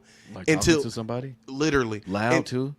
bro, in the corner and shit. So it's like, come on, bro, like a gnat, just like get out of here. So I remember it was like we kind of like got momentum. We had the I think it was the Williams touchdown. It was at that point I'm like, I turned to him. I'm like, get the fuck off the phone right now. Yeah. I need I've been tolerant. I've been a good host. Get off the phone or leave, please. And as soon as he got off the phone, that's maybe what I need at my Super Bowl parties. I need conflict because 2 niggas was about to fight last year at my Yeah. shit. No shit. Yeah. Oh God, and we I won. feel that- as soon as the problem left, we won. Sports, it gotta be a little bit of tension. Yeah. It gotta be a little fuck you, my bad. Yeah. My bad. We on the same I'm side. just passionate. I don't know. Certain conflicts just make me annoyed. Not And it's stupid like, conflict, but like you need somebody checking shit like, hey, y'all too loud Yeah, fandom on this first down. fandom argument is fun. I would now that you say that. So like last year, my cousin that hates the fucking Chiefs. He Was from the- KC. Yes, hates the fucking Chiefs. He's a He Raiders. sound like fan. Joe. That shit He's a weird. Raiders fan. He sound like Joe. He fucking drew. Corner Joe. This was it last year, year before? The first time we played the Eagles, he fucking drew Hurts on a T-shirt. And we like every time something would happen good for us, we would just like fucking like Oh, nice, sir, bro. ah. So I get what you mean by the conflict because Yeah. he wasn't here this past year and we didn't have nobody to you know what I'm There's saying. no like- rock. We need a rock in our shoe, bro. Yeah. A little bit of pebble. Just a little bit. Just a little Little bit. uncomfortability. Man, speaking you of on your toes. uncomfortability, Yeah. Drake and Party dropped Yeah. How do you feel about it? Did you listen to it? Did you I listen. Okay. What'd you think? Did it was- make you comfortable? It was. What an odd question. Did Did it make you uncomfortable? I don't know how to answer that. It was Drake to me. It wasn't. Not wasn't- party? What's that mean though? It was not party. it was not party. skipped all the party Every songs. now and then when I heard party, I thought it was Future. Damn. It was every now, like his tone of voice and how he was singing. I was like, "Is that?" I had Could to that ask, be? "Is that?" Could that Like, did they just like Life get back cool that quick? You know they got the AI shit that make you Right. change your voice. But nah, it was cool. It was cool to me. It was just it's just. I mean, like It I was don't know, Drake. it's 21 songs. It was really long. It was like 74 minutes. And like after a while, that Toronto R&B sound just kind of runs together on the whole album, especially with two artists that are heavy in that sound together. So now they do a project together. It all just kind of runs together with a couple tracks like Nokia that will stick out, or Give Me a Hug where he's actually rapping. My favorite song was the outro, Greedy. That's the one where I felt like if they were in this pocket for the whole project, it would have been more of a impactful project to me personally. You listen to it, Nelson? I did not. All right, me neither. I just wanted to, COE, man. I feel it. SOE? No. SEO? Content over everything. Oh, Come on, let's man. not do that, man. Wait, y'all You listen can't to show me anything new? grace. Am I listening to anything? Can't show me grace. Like I any listen, to a artist y'all lot gotta of, I listen to a lot of old shit, like literal old shit, like Ron Isley. What I was what's, your, bumping Sade on the way here. So. Oh, hell yeah. what's your Hey. favorite Sade record? Oh my god. You a Love Deluxe kind of guy, huh? Here it changes. So it used to be Smooth Operator, but I'm on Kiss of Life right now. Ooh, Kiss of Life. It must have been an angel by my side. That's that shit. So, Yeah, man, that shit is beautiful. but yeah, It's funny. I'm not listening to too much new currently. Is there any artists out right now, new artists that inspire you creatively and as an artist? New art. Describe new. Define new. I guess somebody to you you. discovered That I've recently. discovered recently. Kenny Mason. Kenny Fuck Mason. with Yes. Kenny Mason. Yes. Fuck Drop a with bomb Kenny for Kenny Mason. Mason. You know he like our age. Word. He's like 28, 29. Yeah, I he thought like he was 29. hella young. Look, bro, I'm thinking this nigga is 19 and Yeah. shit. No, I ain't fucking with the function. I'm a dip. That shit hard. Yeah, I've gotten to Kenny Mason within the last year, man, Yeah, through my Kenny. roommates. And he is a spitter. Kenny Mason for sure. mean Outside Hey, of that, that was Hey, crazy. yo. Hey, yo. Hey, yo. hey, we done got this nigga. Timing He was got your crazy. sound bites, Man. Timing was crazy, Shout out but to nah. Joe, I would say Corner that's Joe. probably it. Kenny Mason. Kenny Mason, that's a good one. I like, because he's a rapper. He can rap his ass off. I like how much he changes flows and yeah, he kind of not okay. So I'm disclaimer when I say this, the way he plays around with pockets and changing flows reminds me of 3K, because 3K will find a way to say a word. He will break up a word to say it and fit his pocket, and it's like it should be stupid. It should sound stupid, but that shit was fly as fuck. Yeah. Like I don't know how to explain it, but yeah, He knows how to bend words. Yes, Like literally. Smino's really good at bending Yes, words. Yes. Yeah. got a Galapagos. I don't know. Hey, speaking of St. Louis niggas, you got to check out this dude KP Kano and Michael Franco. They got a project Okay. together. It's called Darkwood. Really talented group of guys out there. They there's another guy, Mastermind. He's kind of I've heard you of heard of Mastermind. Mastermind? He Yeah, does like yeah. the master camps. I think that's someone you should definitely connect with. On that side, y'all got Yeah, I you know, think, similar energy. A Game. Shout out to A Game from St. Louis as well. Yeah, I feel like they were doing some things at some point, or their names ran in the same circles or something like that. But yeah, I've heard of Mastermind for sure. That's Them tight. niggas be doing that shit. KP Kano got a project coming out. It's called Obsidian Range, I believe, in like April is what he said when I spoke with him.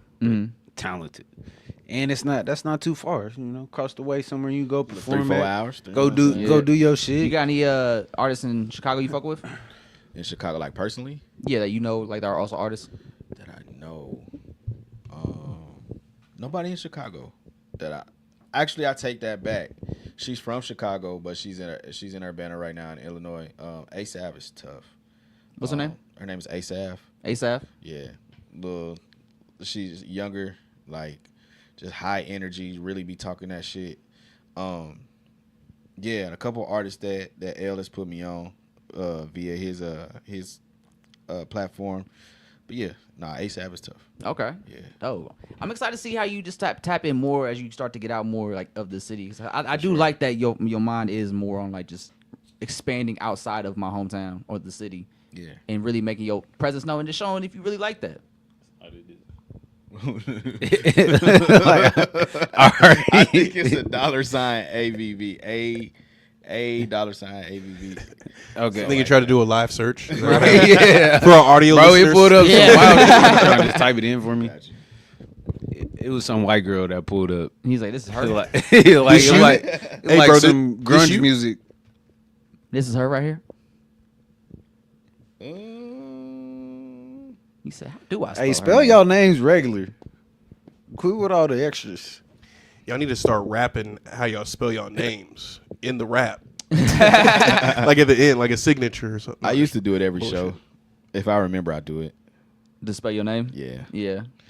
because there's so many variations. Like, Epitome be doing that at his shows, doesn't he? When's the last time? Like he'll be like, pull out your phone, make sure you type in da da da da da da da. Okay. Remember? Because he'll pull out, he'll be like, pull out your phone, turn your camera light on, turn it back off. All right, now go to Instagram and type in. Yeah. You never seen him do that? Mm-mm. I think I've seen him do that. Yeah, he did it at what is that? Lemons with Oh, when he did Amira? yeah, with Amira? Shawty, yeah. Okay, yeah. Shout out Amir Wayne. Man. Yeah. Shout out to Amira. One time. All right. Well, Jooby, before we wrap things up, man, we like to end the podcast with a guest. With a song by the guest. So what song you gonna hit him with today? This is Really Real. The intro off of the album Nothing Is Real. And yeah. Which you can get on even right now. Biz right now. And it will be on streaming in the future. In the future, yes, we're going streaming at some point, yeah. But until then, go buy the album. It's on even right now. We're gonna kick it off. We're gonna end the show with the intro of the album. Nothing is real. What's it called again? The intro? Really Real. Really real. Right here on the Yadda Yadda podcast. Kid Joe Cornell, Black Hyphy, Nelso, and of course, Corner Joe. What's up, Jooby Truth. We out. We out, y'all. Till next time.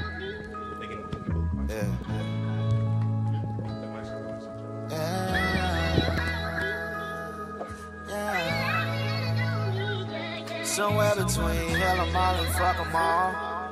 Feel like Lil Troy, I just wanna ball. Fictitious shit just really throw my spirit off. So it gotta be real if I get involved. Really, really, real. Really, really, really, really, real. So it gotta be real if I get involved. All my partners go, all my niggas got goals, my brothers got dreams. Real nigga university, you talking to the dean. Know they been around and used to see him on the team. Even if I have some titles, fuck niggas wouldn't see what I mean. All that bullshit see through, niggas so deceitful. Ain't no resurrection if you cross this, ain't no riddles. And I could pity people, also please don't think I need you. I hit the dope, try not to choke, and I won't even see you. I peep these niggas sending shots, but I done bulletproof my piece. I been cooking in this kitchen, I ain't bothered by no heat. Been the coolest car my group, they thought I had 2 left feet. Pray the same people around me, tell me am I savior? Somewhere between hell and mall and fuck 'em all. Feel like Lil Troy, I just wanna ball. Fictitious shit just really throw my spirit off. So it gotta be real if I get involved. Really, really, real. Really, really, really, really, real. So it gotta be real if I get involved. Damn, these niggas so wild. Sell your soul for some doubt. Pillow talk dirty mad. Still ain't even get the cat. Wow, as a matter of fact, she text the nigga you talked about and he slid straight to her pad. She busted open so fast. They bring up your name and she laughed. You wanna wipe her so bad. Saving up to get a nice ring. Meanwhile, she thinking you trash. Ain't no man to get women. It's quite criminal if you ask me. Who the fuck was raising you? Your daddy need his ass beat. Niggas can't surpass me. Running shit can't go half speed. Know that I'm gon' snap like a her. Shake that Laffy Taffy. Elgin Berry, Eugene Smith the third on them. I'm dancing. Tryna steal my moves. Switch sides. I peep. Little pussy ass nigga, you raspy. That's gonna go over niggas' heads. I said, hey, Elgin Berry, Eugene Smith the third on them. I'm dancing. Tryna steal my moves. Switch sides. I peep. Little pussy ass nigga, you raspy. Damn, I think I fucked it up, though. I fucked it up. I definitely fucked it up. Because Sonny was the nigga that was with Elgin and them at first. But he was pissed because he wasn't putting no bread up and shit. He was a bitch-ass nigga. So, my fault, Raz B. But Raz B was on another team at first and then came to fuck with Elgin now. But Sonny was a whole ass nigga. He didn't want to put no bread up, but he wanted more bread back. Like, fuck is you talking about, nigga? You pussy ass nigga. I ain't switching that shit. That shit. But you yada over the best part.